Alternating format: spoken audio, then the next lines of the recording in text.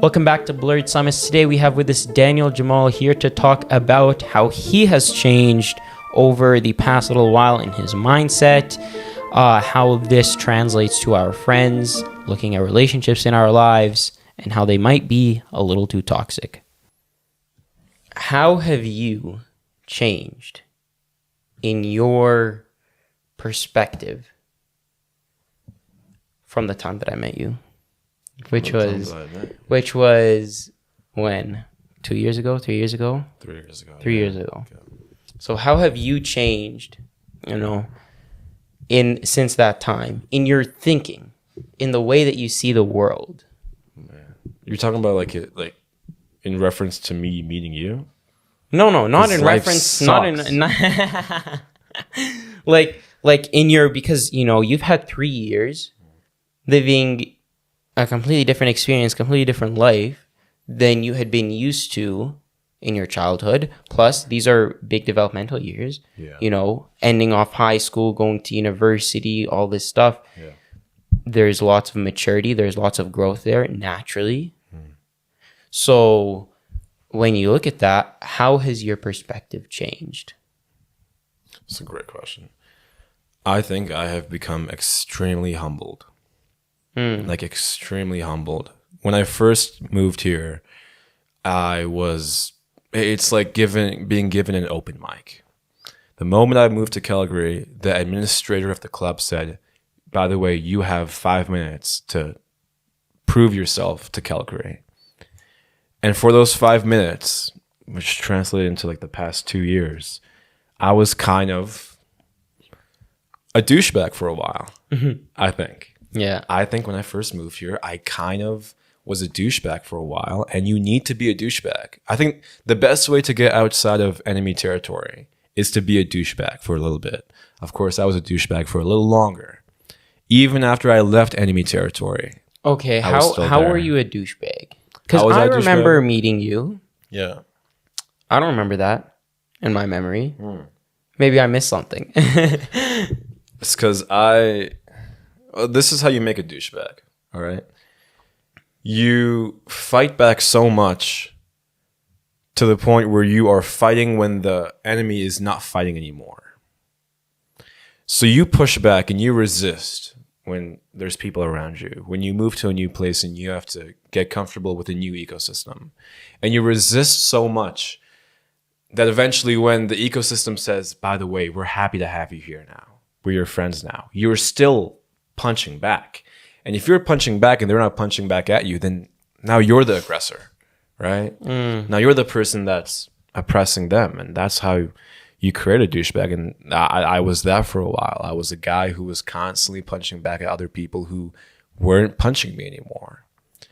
And my perspective changed when I realized that they're not punching you, Daniel. Matter of fact, if you want to get like really crazy about it, really deep, were they even punching you to begin with?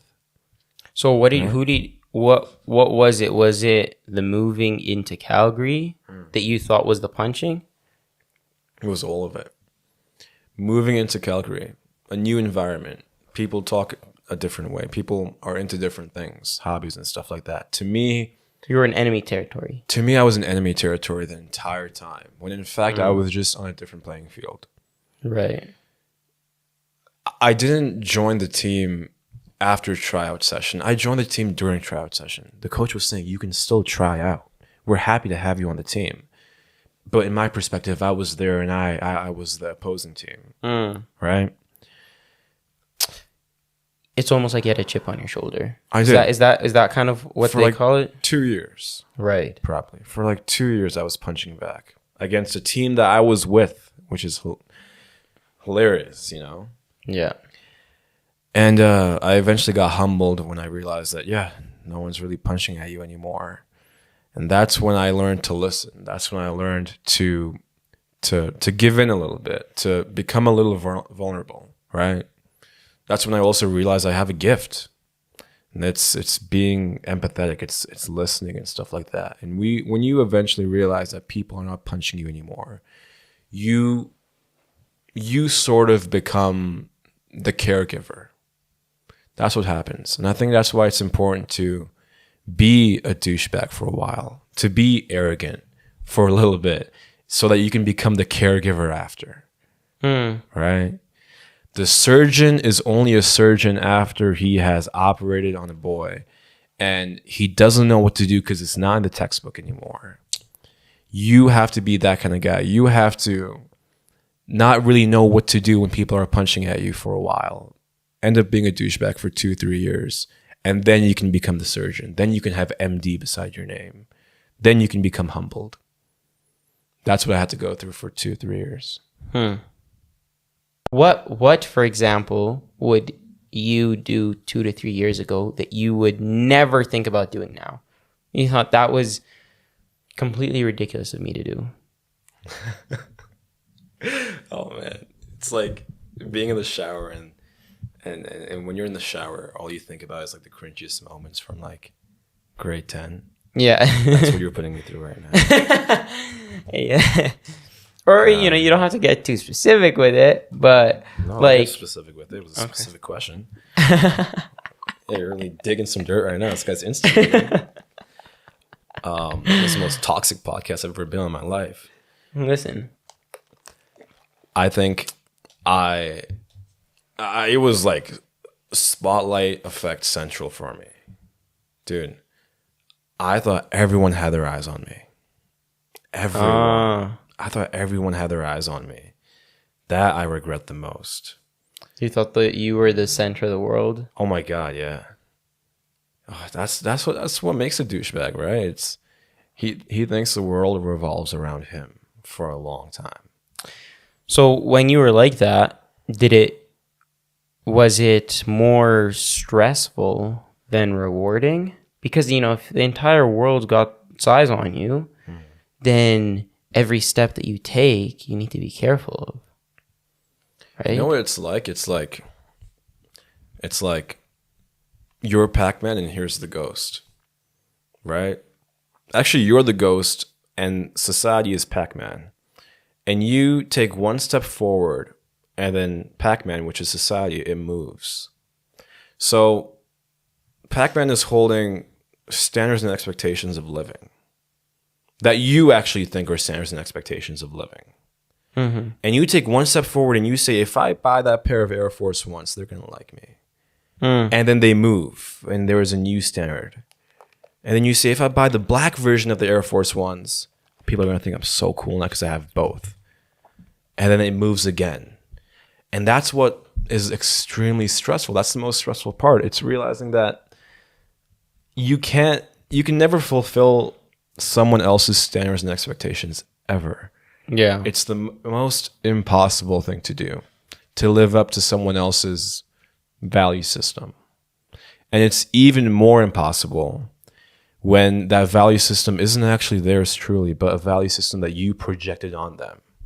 Yeah. Right? You said, I'm pretty sure this is what he likes or what she likes. I'm pretty sure that that's what's going to impress them. How do you know? Right? Yeah. There is the old saying where if you lie down on the ground so that you make a bridge so that people can walk on your back to get to the other side, they will still complain that your back was uneven. Right? Yeah. So you could give up, you could try everything in the world, but it's never going to be perfect, right? There's always going to be the next thing, you know, like you said, it's not the white Air Force, it's the black Air Force. It's not this, it's that, it's that, it's that. Put yourself down this, you know, aggressively toxic rabbit hole. Yeah. That ends up where? Where does it end up? It doesn't end up anywhere. It's like your thing. It's like your thing when you say there's a rat race that everyone is in, especially in our age, right? 19, 20, 21, 22. And go and ask people who are running in that rat race, why are you running and what are you running towards? Where's the finish line? And it'll be the toughest question for them to answer. The toughest question, right? I don't even think there is an answer. No, there's no answer. Man, for big questions like that, there's no answer. When you get older, you realize developing a new question for life, developing a new question that'll help you become curious is so much more fulfilling than actually solving the equation. As I'm getting older, I think the more beautiful thing is to become more curious than becoming more knowledgeable. Honestly, that seems a little counterproductive, but I love being so much more curious and knowledgeable. And maybe knowledge comes after that. If I focus on the knowledge too much, what's going to come out of it? I'm just going to be looking for answers all day. Yeah. I'm just going to be reading a textbook manual over and over and over again. But if I just work in free association and I look at the closet, I look at the camera, I look at you, I look at the shelves, and I wonder, how was this made or how was that made? If I follow my own intuitive curiosity, I will find so much more. Because that's where the adventure is. That's where the adventure is. And the adventure has the adventure nothing is to do always with in the answers. unknown. Right? Exactly. The adventure is never in the known. Exactly. You know what? It's like that movie, Manchester by the Sea. There's no real answer in the movie. At the very end, it's one of those movies where it doesn't end up they lived happily ever after or anything like that.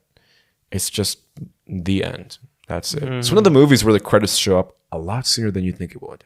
Right. And you're kind of left hanging out to dry. That's what life is like. It's being curious enough to be okay with the fact that the credits might show up tomorrow or the day after or 5 seconds from now. Just being okay with that. Yeah, you know, something that I heard, and I'm trying to live my life by it a little bit more now than I have been previously, is that the life that you're living right now is your ideal life. Yeah. Right? Yeah. It's that it does, you know, there is no once I get here. Right now, in this moment, this is perfect. In the moment where I'm extremely stressed out right before an exam, that's the perfect moment, right? That's my ideal life. Yes. My ideal life isn't an hour later when the exam is done. Right. My ideal life isn't an hour before when I could possibly get more studying in. No. My ideal life is in this exact moment right here, right? Even if I have a million things, I'm losing all the time, I'm overwhelmed, shifting that perspective to truly believe that right now, in this very moment, you are living your perfect life. Yeah. And it goes back to that. So did I ever tell you about the story of when you were dreaming? No, go ahead. So I must have told it to you before. You'll probably be like, oh yeah, you know, once I start telling the story. But this is a story told by Alan Watts. Yeah.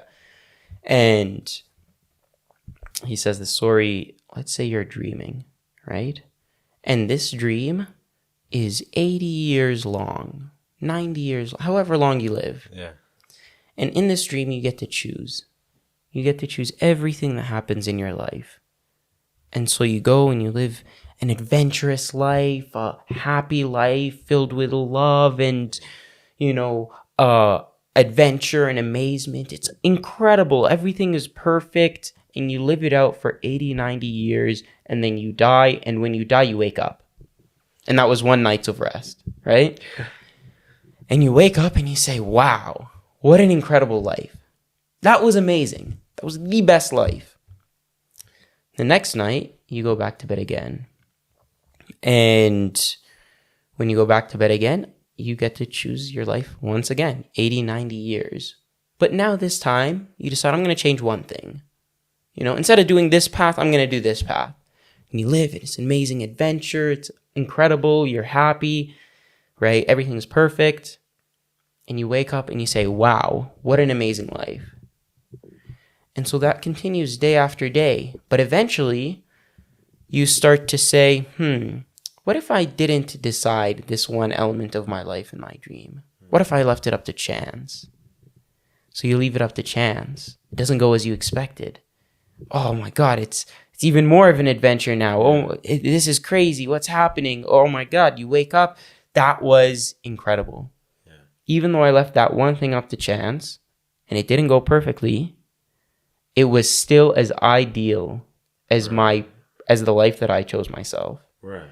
So, you begin to sleep day after day. Each night you're living a complete life. And as the days go on, you leave one more thing up to chance. One more thing. Oh, something goes wrong here. Uh-oh. Okay. Whoa. This is going crazy now. Oh, I left one more thing. Now a bunch of stuff is up to chance. I'm not controlling my life anymore. But you wake up, you say, wow, incredible. Yeah. That was amazing. Yeah. And then one day you come and you dream the life that you're living right now. And that's the life that you're living right now. And when you wake up from that dream at the end of your life, you're going to say, wow, incredible. This was just as ideal and just as amazing as that perfect life that I had chosen for myself. Exactly. Yeah. It's amazing. Especially the part about the exam. I like that. Because in the last dream where you're dreaming about the life you're actually living, there are parts of the dream, maybe even the majority of the dream, is about you being stressed about the exam. It's about you sitting in traffic, pulling your hair out because you're late for a meeting. And when you wake up from the dream, you realize how beautiful that was. Because being stressed about the exam, being stressed about traffic, is the most human thing ever. Right? Yeah. That's when you know you're a human. It's like Simon Sinek, he was on stage one time and he forgot his lines halfway through his workshop.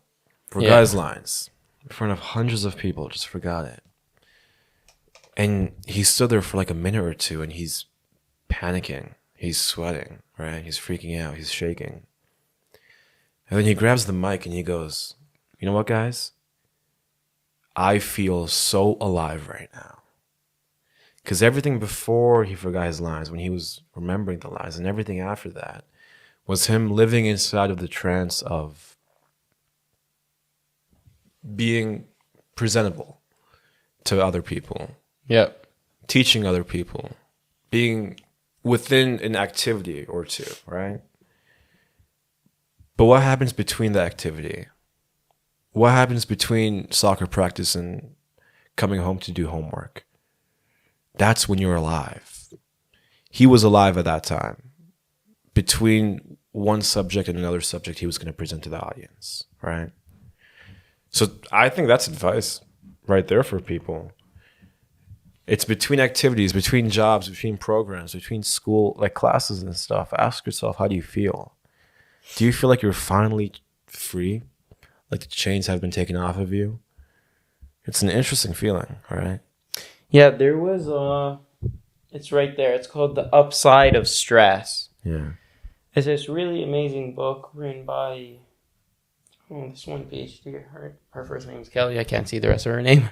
But the idea of the book, it talks about kind of what you talked about, where we want to change the perspective around what stress actually means. When you're feeling stressed out, it means you're alive, right? Yeah. It means that you care about this thing that you're in. Right. It means that you're living a meaningful life. Yeah, it does. Because what is a life where you're not stressed at all? Yeah. Right? Where you're just in a trance permanently. Yeah. It's not an amazing life to live. You know? There are people out there who are on severe medication, they never feel stressed. They never feel sad. Right? And they're in an insane asylum, right? And that's what they do to people who are insane. They drug them to the point where they don't have feelings anymore. And we look at these people and we say, well, I wouldn't want to live that life, right? So if we don't want to live that life, why do we desire it so much, so often? Yeah, exactly. There is, that, it goes back to the answer thing, right? It's like there is no answer at all. Yeah. There's no specific ideal life. Everything works out the way that it should. And Asia and I were talking about this before the podcast. Oftentimes, our conversations before and after the podcast is better than the podcast itself. Yeah. That's pretty much how it goes. It's we try to find. We always think about alternatives. What would happen if this went like that instead of this? Right? What would happen if I moved to Spain instead of moving to Calgary? Yeah. So we're constantly playing an RPG game where we're pressing X, Y, A, and B on the controller, and we're telling ourselves, how can I change the outcome to make it better than the one I have right now? And it's funny because it's like, how do you know what's going to be better? How do you know if you press X and you decided to go hang out with that group of friends versus the one you have right now that you should be very satisfied with, that you should be grateful for, that it would be a whole lot better? Yeah. How do you know that? How come in your figment of your imagination, there's no room for things not working out? But yet in reality, apparently everything doesn't work out.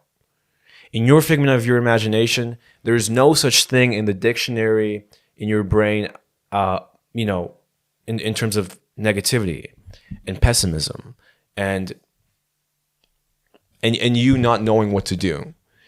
But in reality, you're so dissatisfied with life that the only words in your dictionary are synonymous with bad and negative, and everything sucks. Yeah. It's like if you were given every outcome of how your life could have panned out, what's to say that the one that you're living right now wasn't the ideal one? Yeah. Right? Yeah. The rest of them were bad, worse, failed trials. Yeah. And the one that you're living right now, that's the ideal one. It's very arrogant to say that I know if things had gone differently for me, it would have been better. Isn't that a very arrogant thing to say? That I am so, aware of the world and how everything works. Yeah.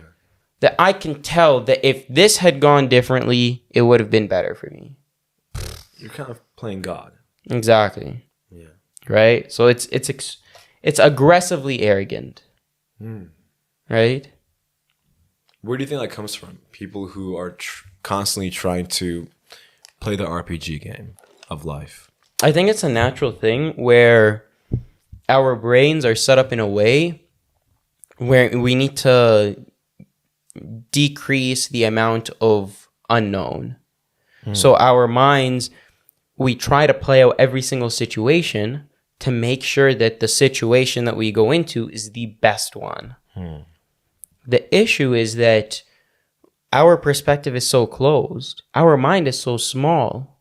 We don't know the world. We don't even know how our own world works. Like imagine my own world is completely different than your world. It's completely different than the next person's world. Yeah. I don't even know how my own world works. Now I'm predicting how my world plays into your world and all this stuff. You can't predict it, but our mind tries to because it's the best that it can do. Yeah. Right? It's just desperate. It's desperate to do it. Yeah. And I think it's something that's built into us. Worrying is built into us. To overthink, to try and figure out what is the best case situation, what is the worst case situation, how should I conduct my life? These are all things that are built into us because that's the best that we know naturally. Yeah. The unknown, God, I think the unknown just holds so much good for us. And you're holding yourself back from growing up. You're holding yourself back from being happy when you don't allow your brain to go into the unknown. Yeah. Or you don't even have to go into the unknown. To be comfortable with the fact that there is an unknown. Right? I think that's what it is, right? It's that the unknown could be terrible. Hell, maybe the rest of my life is just suffering. Yeah. Right? But it doesn't matter what is in the unknown so long as you have the right equipment to face it. It doesn't matter how cold the winter is if your winter jacket's the best one on the market. Yeah. right? Yeah. If you got that Canada Goose, then it doesn't matter how cold the winter is, right? Exactly. And I think that's where a lot of people get self-confidence and reassurance from. It's that they know that it doesn't matter what happens to me. Yeah. I will be able to face it. Do you prepare for the unknown first, and then that subsequently makes you comfortable with living in the present? Or do I live in the present first so that I can prepare for the unknown? I think there is a series of skill sets that translate across life that are absolutely necessary to know. And a lot of these, we tried to cover them in earlier podcasts. Things like communication. For example, communication doesn't matter. No matter what job you're in, doesn't matter what country you live in, doesn't matter. If you are a human, communication is essential. The better the communicator that you are, the better it is you'll be able to face life. Mental toughness, essential. You know, maybe you could argue leadership is one of them. You could argue maybe not, right? Self-confidence. So these things are skills that, whatever the unknown is, it's helpful for you to know them, right? Yeah. And I think maybe that's where we should put our focus. It's that I have a set of weapons with me. I have an arsenal, right? I have my sword of self-confidence, my bow of communication, whatever it is. I need to make sure that today I am sharpening my skill set with those weapons. I'm sharpening my sword. I'm making sure I'm ready for battle. Because tomorrow, I'm going to enter into the unknown. And the unknown could be great. Ideally, I never even have to use these weapons. Yeah. Chances are you won't have to, right? Chances are you won't have to. Yeah. But if you do have to, wouldn't you want your weapons to be sharp? It's like, what did Bruce Lee say? He said, I would rather be a warrior in a garden than a gardener in a war. Right? Chances are your life's going to be amazing. It's going to be fantastic. Yeah. Right? Hopefully, everyone lives long, happy lives. Yeah. But you don't want to be caught in the middle of a war with, a garden shovel and some flowers. Right. Right? So either way, life is going to be a whole lot better than the preparation is good, but be aware that you are not going to have to use every single weapon in your arsenal. Yeah, we probably make life out to be a lot harsher than it will be. Exactly.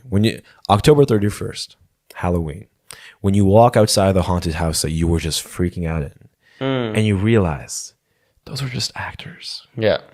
Those are just actors and actresses. They were literally my age. And that's how they're paying off their tuition. Right? By taking up a job to scare me. And I took it so seriously. And I brought my entire arsenal. It's good to have the arsenal there. But man, I was fighting back at people who were just acting. You ever do that? You walk inside, you go home from the haunted house and you're like, I should have done level 6, 7, 8, and 9. It's just actors. I'll get through it. Right? And I think maybe one of the harder things in life is to figure out when is it essential for you to use the weapons and when is it not? Because guess what? If you have the weapons, you want to have the weapons prepared. But if you use them when you shouldn't, like you use them in a haunted house, right? When it's all a facade, then you're just a douche. Right? Dude, you'd be such a douchebag if you see You're just right. So, but if you use them in the right situation, then you're dignified. Yeah. Then you have honor. Yeah. And I think that's truly what it means to integrate the shadow. Right? When Jung said you need to integrate your shadow, it's that he meant take the darkest part of yourself, the brutal part of yourself with the best weapons, and incorporate it in don't try to suppress it. because then you'll be a gardener in the war. If you try to suppress it and you just try to be a gardener, he said, so that's pointless, because if you ever face bad things, you're going to be screwed. But you want to integrate it, because if you let it go untamed, then you're just going to be in a haunted house punching everyone. Interesting.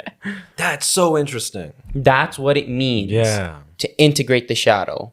It's that you have the weapons ready to use, and you know when to use them. Oh my God, that's amazing. Because Jordan Peterson said something so similar. He said, for guys especially, you need to become a monster and then tame it. Right. And he's saying the same thing. He said you need to become a warrior and then live inside the garden and not fight back at the garden, right? And then PhD Daniel Jamal walks in, and he said you need to be a douchebag for a while to realize that you shouldn't be a douchebag. Yeah. Do me, Jordan Peterson, and Carl Jung have something in common? Stay tuned. Stay tuned next time. We are going to be...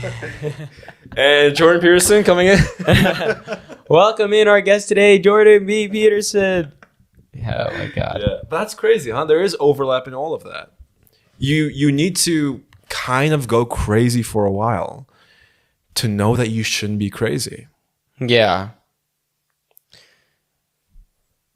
Yeah. You know, it's like you need to bulk before you cut. Yeah. Right? You need to... You're hurting so many feelings out there, man. Oh, man. But that's really good. So, okay, wait. Let's go back to the topic of, how you changed over the past year. Or not over the past year, over the past couple of years. So, you have this transition. Yeah. I would say you became more mature, self-aware. Yeah, self-aware. Self-aware. You became more self-aware, not mature. This podcast is going downhill from here. So you became more self-aware, right? Mm-hmm. What did this mean? Okay, let me phrase it this way. There's probably people in your life who knew you as a douche. Yeah. And maybe they liked that kind of Danny. They appreciated the douchey Danny more. Would you say that that's true?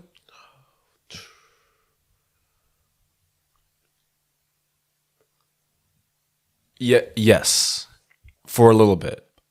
For a little bit. For a very short period of time. So what does that mean? I was projecting standards and expectations on other people, like I said before, right? Mm-hmm. So when I took one step towards them and they were still standing there for that little period of time, I am fulfilling their standards and expectations. I'm fulfilling what I think is impressive to them. But then they move. Then I move again. Then they move, right? So for a short period of time, it was very staggered. They did like the douchey Danny. Until I projected a new standard. Right. Have you had to leave people behind? Yeah. Yeah. Oh my God. I love burning bridges. No. But it is. It's a Wait. Go back. Wait a minute. Because I know you guys talked about it last time. Right. You guys asked on the Jordan Peterson episode. Do you believe in burning bridges? Yeah. I strongly believe in burning bridges when they are at the expense of your well-being. And it sucks because sometimes you don't know, if you don't have a certain level of self-awareness, you don't know that it is chipping away at your health. You don't know that. You look at these teenage girls who are with douchebags and they don't have the self-awareness to know that that guy is really chipping away at their health. Right? Right. So yeah, I had to burn so many bridges in the past, kind of abruptly with people. I wish there was a nicer way to do it, but when it's at the expense of your well-being, do what you have to do. Just cut them off. Cut them off completely. What does that mean? It means leave. It means you don't have to give a disclaimer if you don't want to, right? If giving a disclaimer to them would result in even more conversation, would result in them trying to convince you that, no, you did something wrong. I didn't do anything wrong. This is the worst part. If giving that disclaimer and telling them that I don't appreciate you saying or doing this to me results in them distorting your reality and saying that, well, maybe you're the problem when you're not the problem. That's the worst, man. Reality distortion is the worst form of emotional abuse, I think, ever. I'll dance with you all night. We can argue all night until 3 a.m. But the moment you start distorting reality for me, whether that's in the form of gaslighting or convincing me that I'm something that I'm not, I'm gone. I'm walking out. That's when you burn the bridge. The moment that they start distorting reality for you. So, burning bridges is hard. Yeah. A lot of people remain in toxic friendships for extended periods of time. They keep people around in their life for way longer than that person needs to be there. Yeah. How does, where does, how do you do it? How do you do it? How do you burn the bridge? Yeah, or how do you find the courage to do it?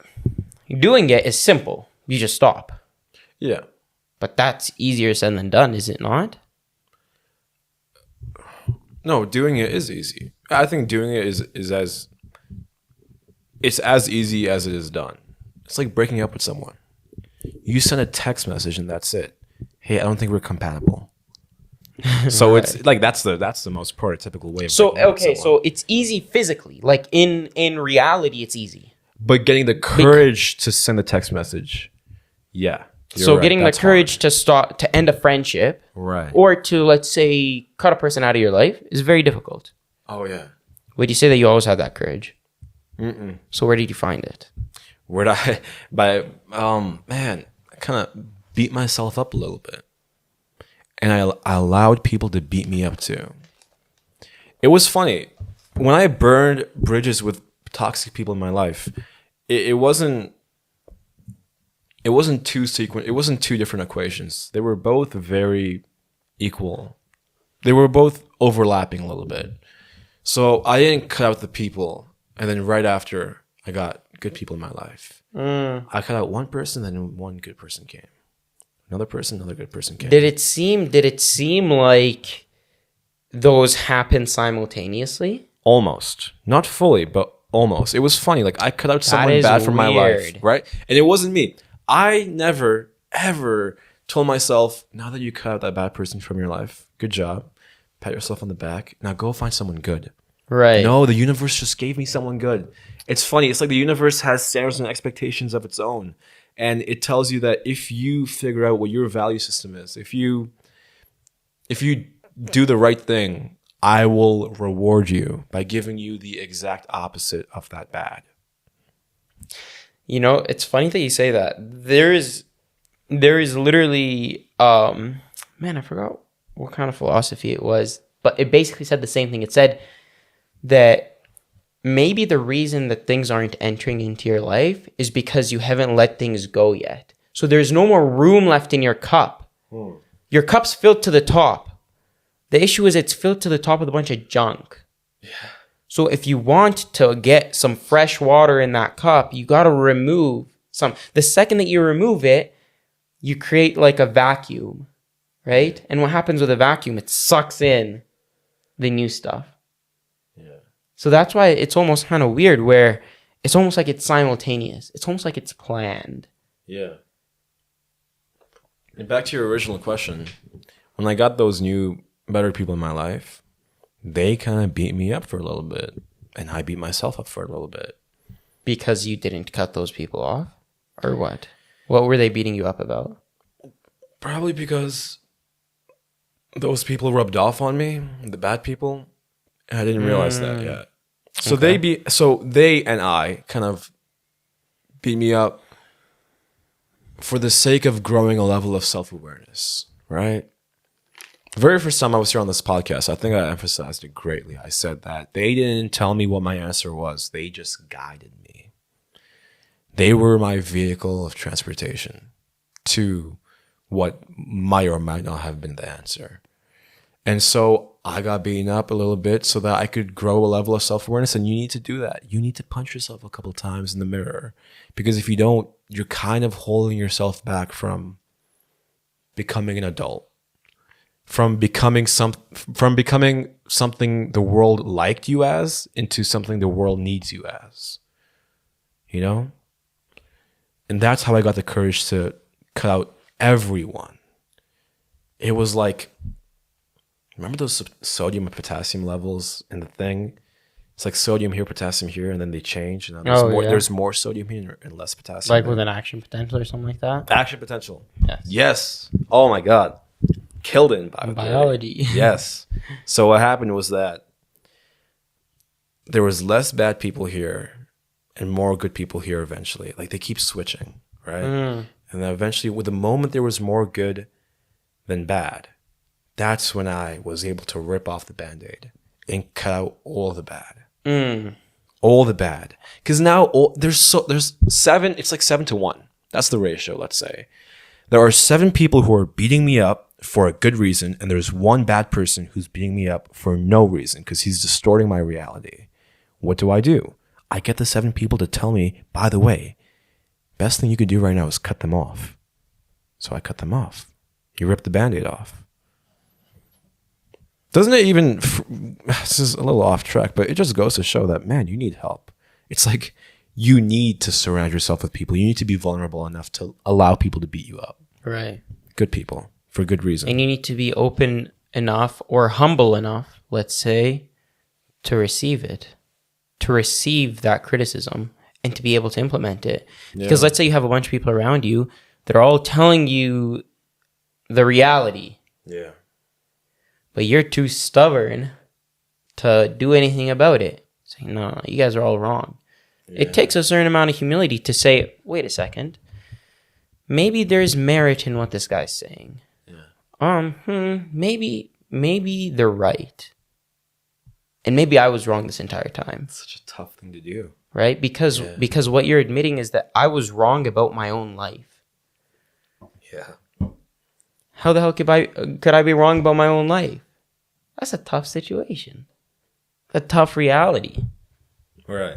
Especially in my case, where I was living every single day for the past 2-3 years, like I was some sort of saint, where I was doing everything right and everyone else was doing something wrong. Especially in conversations, especially in debates, man. Other people had 2 cents. I had a full dollar with me. In everything. Even things I didn't know about, I felt like if I just say that one thing, that's going to send me over.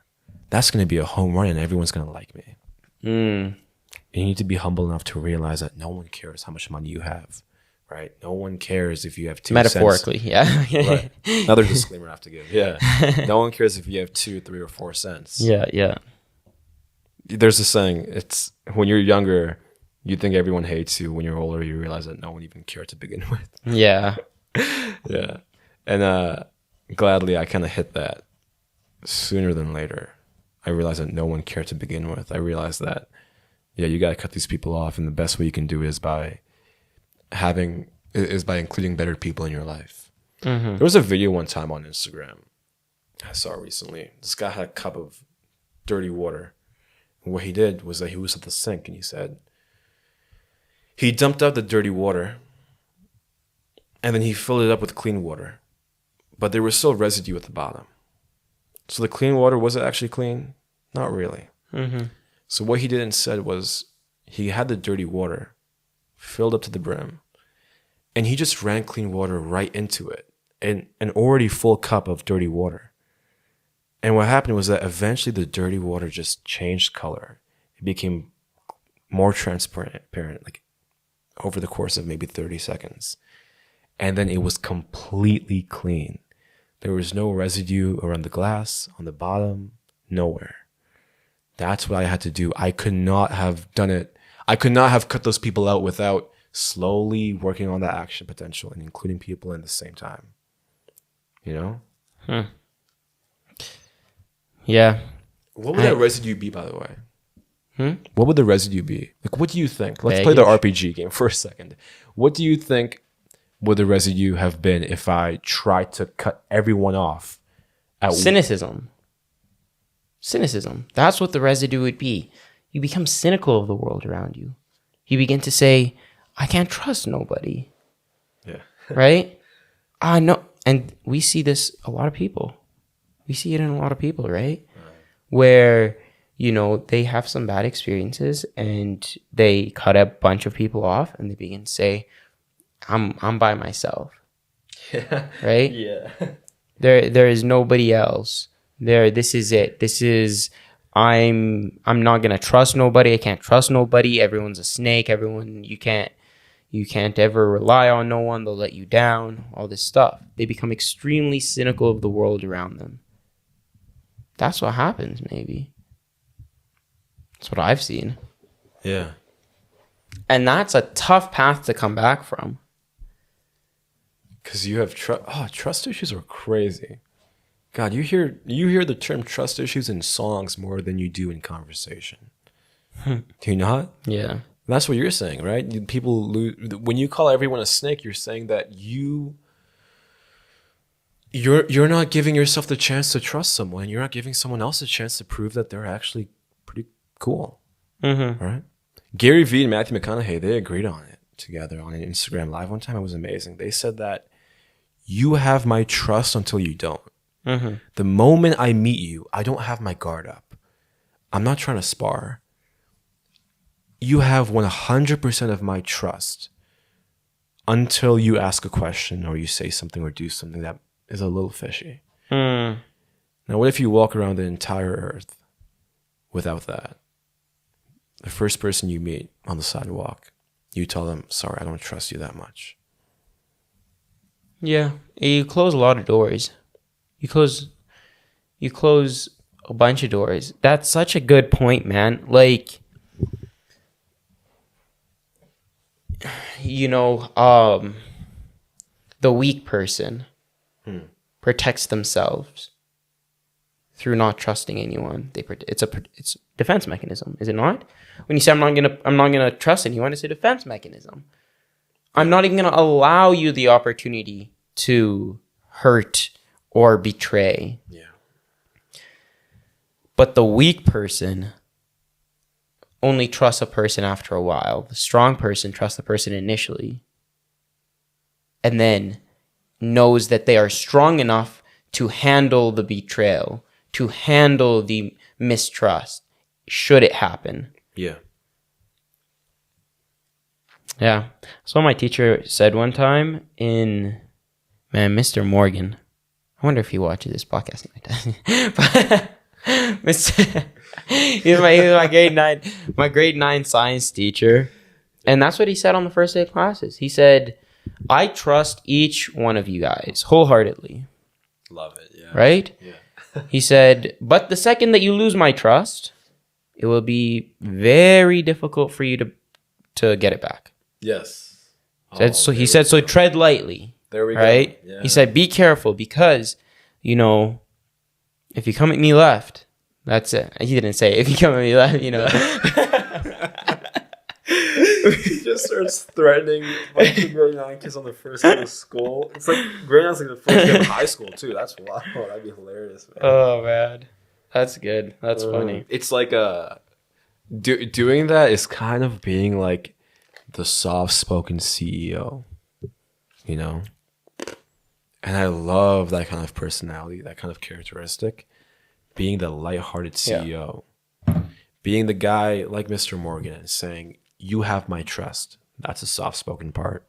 Until you don't, that's the CEO part. I think everyone should try and chase that kind of personality. Thank you guys so much for tuning in to today's episode of Blurred Summits. If you enjoyed this podcast, think of one friend who could benefit from the information that we talked about today, and be sure to share this podcast with them. Catch the full video podcast on YouTube. The full audio podcast is out on all platforms. And be sure to follow us on Instagram for more content. Thank you.